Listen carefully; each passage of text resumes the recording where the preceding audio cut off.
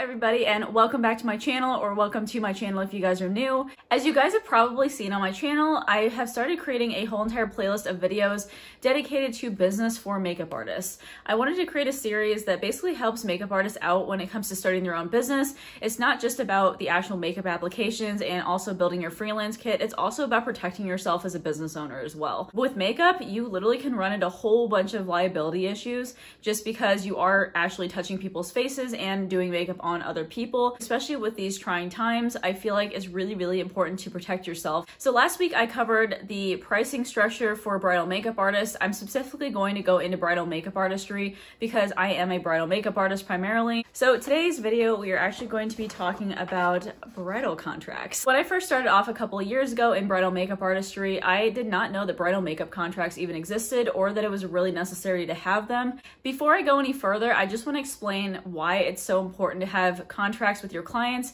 It's basically a legally binding document that holds you and your client accountable for certain things and also lets them officially sign off on everything that you put in your contract, so there's no confusion in the future and you guys both understand the terms and agreements in the contract. So I'm just going to go over my personal bridal contract with you guys. I don't know if I'm going to read it verbatim. I'm just giving you kind of an outline of what I've included in my contracts and what sections I've included, and you can definitely do whatever you want with it. I also found it helpful to look up bridal makeup artist contracts on Google. There are some examples on there too, and you can kind of just pick and choose which methods and which structures kind of fit you the best. First of all, I just have my logo at the top here. It just says Julie Marie Makeup Artistry, which is the name of my business, or JM Artistry. I haven't officially copyrighted my name yet, so I probably should do that eventually, which is something that you probably should look into, being like an incorporated business or, you know, an LLC or something like that. And then I just have on the top, it just has bridal contract agreement right here. And so I have a 3-page document. It was originally 1 page when I first started out, and I kind of have just added sections to it as I've gone along and gained more experience. Your contract probably will change over time. It's not going to stay the same as it was when you first start out.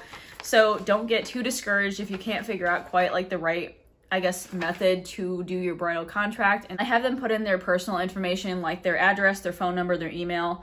And then I have them put in the date of their wedding on there, just so it's officially on there. And then I have a spot for them to put an emergency contact for the day of the event.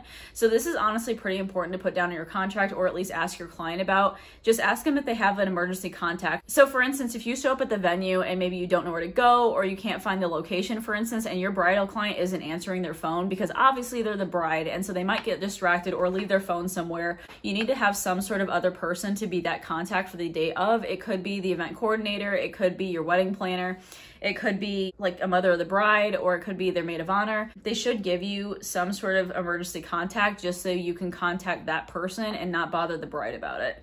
So that's a really good thing to have. You obviously want to get from them the location or address of where you're actually performing the makeup services. Now, this is different from the venue because, for instance, like I usually sometimes don't go to people's venues directly. I'll go to hotel rooms or their houses directly, or maybe their parents' house to get ready, and then they'll go to the venue later. You want to know the start time of the makeup applications. So if you have a bunch of people, like 6 people or something, you want to know when the bride's going to start. Sometimes they may not know this. Sometimes if you just have them give you their end time of when they want all the applications to be done with, then you can kind of backtrack the timeline that according to like how long you take with your makeup applications, and then tell them when you're going to start with the applications. So that could also be a thing too. So don't expect them to fill it in because sometimes they're not realistic with their times. And obviously you're the only one that knows how long you take for makeup applications. Yeah, so I have the start time of the makeup, the time the bride must be finished, or the time that all the applications need to be finished. Also, I would let them know to count for first look photos, because some people, when I tell them the time the bride must be finished, they just give me the start time of the ceremony. For instance, if their ceremony starts at 4 p.m., sometimes they put that down as the time that the bride has to be finished. But realistically, if they're doing first look photos, they want to usually be done around 1. If their ceremony is at 4, because their first look photos sometimes can take up to an hour depending on how many they want. And if they're doing bridal party photos after the first look photos. So they really want to contact their photographer before they actually fill out the whole contract, if that makes sense. The other thing I thought was really handy to include in contracts is their photographer's name. So instead of reaching out to your bridal clients after the wedding, because sometimes they might go on their honeymoon right away, you can reach out to their photographer directly for photos, because that'll give you really, really good photos for your portfolio. So definitely I would make sure that there's some sort of space in here for them to fill out their information for their photographer, as well as their permission for photos. And that's kind of like your mini photography release. Next, I usually put a disclaimer. So this is basically just a little paragraph that says I'm not responsible for anything that may happen that I'm not aware of, such as like adverse weather conditions, allergies, unavoidable circumstances. I haven't crossed my fingers had this happen to me yet, but just in case somebody for some odd reason tries to sue you for something that you were not aware of, or something that was out of your hands completely, you know that you're basically covered in this little clause in here. Next, I go over payments. So I have a whole entire payment section. So it just lets them know that a deposit of $50 in a signed contract will secure the date of the event. This basically lets them know that once you receive the signed contract and the deposit, that they are officially booked with you. So that's really good. And then I let them know that the remainder of the balance is due on or before the date of the event. And then I tell them basically my methods of payment. So I accept all forms of payment. I do cash, check, card, Venmo, PayPal, anything like that. So that's good for them to know in advance. And then I also let them know about holiday charges. Obviously I went over this in my bridal makeup artist pricing, but I do charge a flat fee of $25 if it's on a holiday. And then I go over my travel fees. So I just said that the travel fee may be incurred based on event location. And then I basically tell them that I include up to 90 miles round trip, which is about 45 minutes each way to my personal residence to wherever I'm traveling. And then I said if the mileage exceeds this amount, the client will be charged $1 per mile over that 90 miles. And then I say that they're responsible for including any parking, toll roads, or valet fees that may incur based on where I'm going. And then I also have a late policy in here. So a late policy is very, very important to have.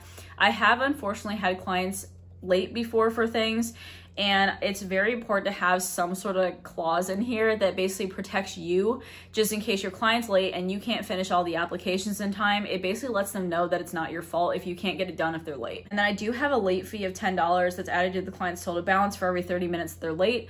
Obviously that's still taking up your time. So for instance, if you arrive at like 10 o'clock for makeup applications and they don't show up until 11, that's like an hour of your time that you just wasted that you could have been making money. So you really have to protect yourself with that. So I would charge late fees to your clients. It kind of sounds heartless, but again, you're in it for your own business. You really want to protect yourself. So just make sure that you account for any of your time that you're missing. Next, I go over cancellation policies. This is something that you need to have in your contracts. Each bridal makeup artist that I've talked to has a different cancellation policy, but I'll kind of just briefly go over mine. I said that a client can cancel up to 4 weeks before the event, but will lose their deposit. I do have a non-refundable $50 deposit that I have toward my clients. And then I said if the service is canceled after the 4 weeks, the client will be charged 75% of the remaining balance. And that includes the remaining balance of like not just their application, but like the entire wedding if I lose the whole entire bridal party.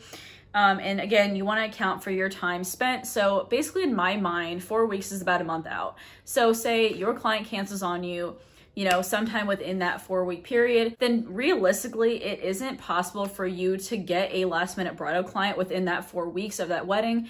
And so you're going to be losing all that money basically that you could have spent trying to get other bridal clients. You might have had to say no to other weddings on the same date. So I think it's personally really fair to be charging your clients 75% of their remaining balance, because that's money that you're losing that you could have booked with another person.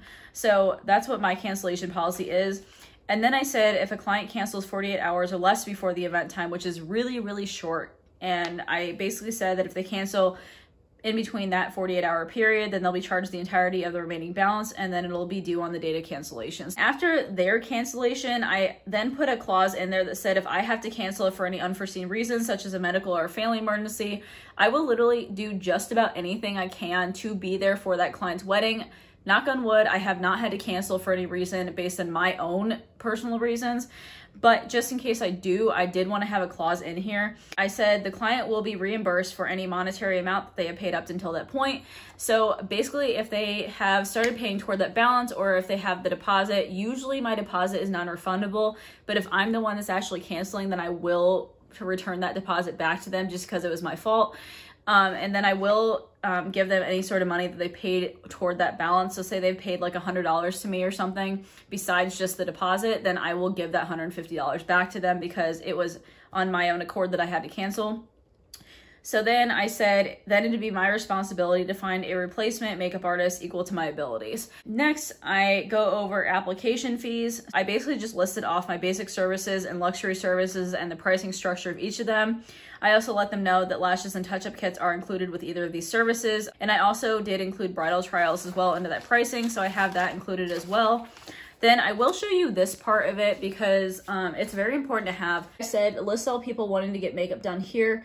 And then in parentheses, I put, please list yourself as the bride first and add any travel fees if applicable. So I basically have all these lines that I lined up on a Word document. Like this whole entire thing is made up on Word. So the bride would put their name first, and then they would put all the rest of the people getting makeup done here.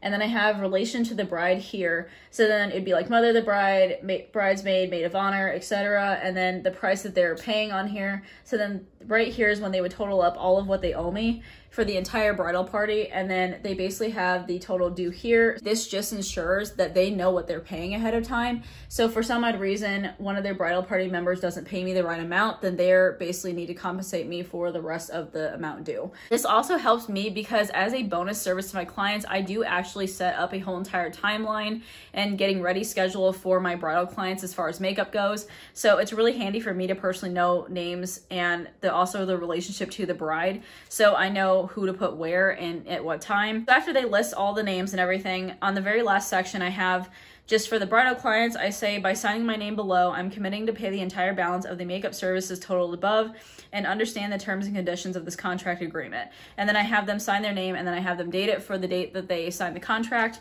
And I do actually use a really handy tool called HelloSign, and I can link that down below. It's a very handy website you can use to do electronic contracts. Believe it or not, this is actually a free service for you to use. You basically can request 3 signatures per month, and then it resets itself the next month. So you basically just upload your whole entire contract on there, and then you have to insert little text boxes and everything with like either blank fields, or then you can put signature boxes in there and like even check boxes if you want to. At this point in time, I'm not busy enough to request more than 3 signatures a month. Otherwise, I think it's like $15 or something if you request an unlimited amount of signatures each month. And then if you also pay that $15 a month, then you can also have a template that you upload. So you can literally just make this into like a whole template. Because for the free service on HelloSign, you unfortunately have to re-upload your document each time and then actually fill out the blank text boxes each time. So then after you're done filling out the bridal artist contract and doing all the text boxes, then you have a spot on HelloSign where you basically put the sender's address. So you just put their email address in, you can write a little message to them, and then you hit send. And that's literally all it takes. It's really, really handy for first starting out makeup artists if you do not have that many clients yet. I have a decent amount of clients, but if I honestly go through all 3 signatures for the electronic signature, within that month's time period, for instance, and then I have to have another client sign, then I will not have a problem obviously emailing them a physical copy. But I've recently started implementing HelloSign as another service to my clients just to seem a little bit more official than I was before. So that's been a really, really nice tool for me to use. I just wanted to mention that I'm not sponsored by HelloSign by any means. I just think it's a really handy tool for you to use. I will have that link below again, as I said, not affiliated, literally just wanted to tell you guys about it.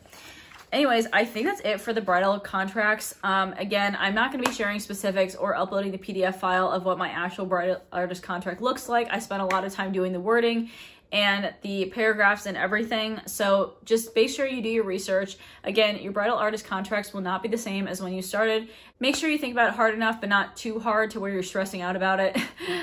So hopefully this video really, really helped you guys. Again, if you guys have any questions about this or any videos that you want to see in the future, definitely leave those in the comments down below. I'm having a lot of fun doing these makeup artist resources for you guys. I feel like they're very, very helpful as a makeup artist to be able to have a fellow makeup artist tell you about what strategies they've implemented and what resources have helped for them.